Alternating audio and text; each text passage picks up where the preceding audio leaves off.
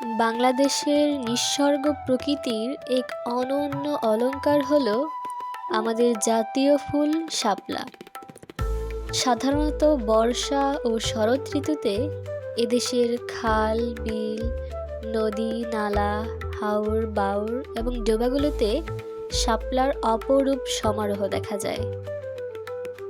এই জলজ উদ্ভিদটি পানির গভীরে কাদার সাথে শিকড় গেঁথে থাকে এবং এর দীর্ঘ নমনীয় ডাঁটার মাথায় বড় বড় ডিম্বাকৃতির পাপড়ি মেলে ফুলটি পানির উপর বিরদর্পে ভেসে থাকে।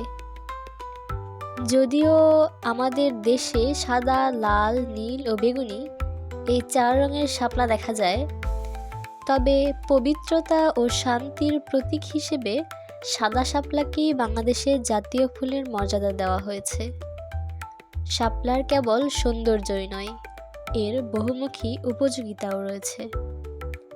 গ্রাম বাংলার মানুষের কাছে এর লম্বা ডাঁটা একটি সুস্বাদু ও পুষ্টিকর সবজি হিসেবে অত্যন্ত জনপ্রিয়। আবার শাপলার ফল বা ঢ্যাপ থেকে তৈরি খই ও মোয়া শিশুদের ভীষণ প্রিয়। ভেষজ চিকিৎসায় শাপলার গুরুত্ব অপরিসীম। এটি রক্তচাপ নিয়ন্ত্রণে রাখতে, ডায়াবেটিস কমাতে এবং লিভারের কার্যকারিতা ঠিক রাখতে সহায়তা করে।